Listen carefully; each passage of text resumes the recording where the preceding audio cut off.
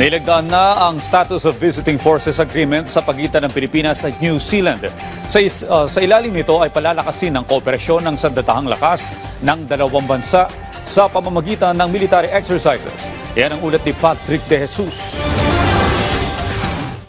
Target na maratipikahan sa lalong madaling panahon ang Status of Visiting Forces Agreement sa pagitan ng Pilipinas at New Zealand. Sa unang beses sa pagbisita sa Pilipinas ni New Zealand Defense Minister Judith Collins nitong Miyerkules, opisyal nang nilagdaan ng SOVFA sa pagitan ng dalawang bansa na sinaksihan mismo ni Pangulong Ferdinand R. Marcos Jr.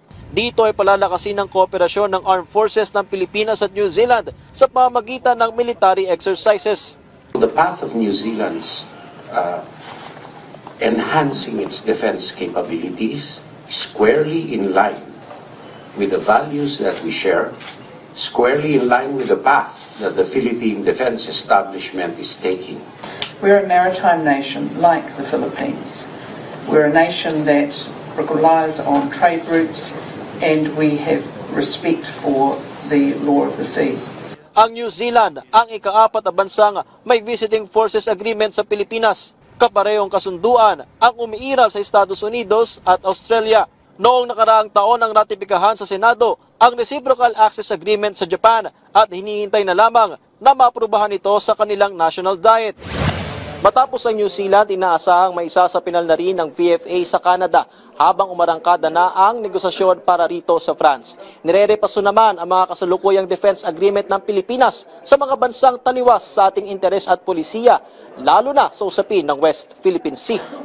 Any addition to those that support UNCLOS in the way it is written and not in the way it wants to be defined against the 9 or 10 dash line is welcome to us and helpful. If a country, theoretically, I'm not singling out any, is really misaligned with us, then it's useless to continue having a defense agreement. Doesn't make sense, right? Muli ring bumuelta si Teodoro sa pahayag ng China kung saan pinaratangan ng People's Liberation Army Southern Theater Command na ang Pilipinas ang nag-uudyok ng gulo sa mga joint military exercises kasama ang ibang bansa. I don't think we should give much credibility to what they say because credibility is something that we have that they don't. Nanindigan din ng Armed Forces of the Philippines sa pag-iit ng ating sovereign rights sa maritime domain ng Pilipinas. Sabi ng AFP, ang mga aktibidad na ito sa territorial waters at exclusive economic zone ng Pilipinas ay bahagi ng paghahanda.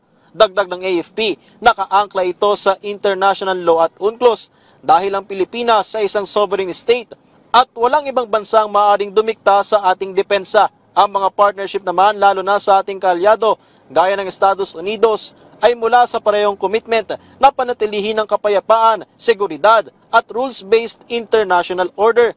Kaugnay nito, magkakasamang lumipad sa isang combined air patrol sa West Philippine Sea ang 3 FA-50 fighter jet ng Philippine Air Force at 2 F-16, F-18 at bomber aircraft ng US Pacific Air Forces. Bahagi ito ng ika-9 na multilateral maritime cooperative activity sa pagitan ng Pilipinas, US at Australia.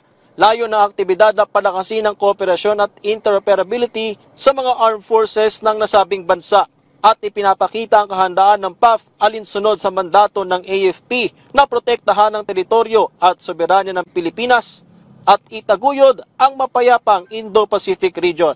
Mula PTV Manila, Patrick De Jesus para sa Balitang Pambansa.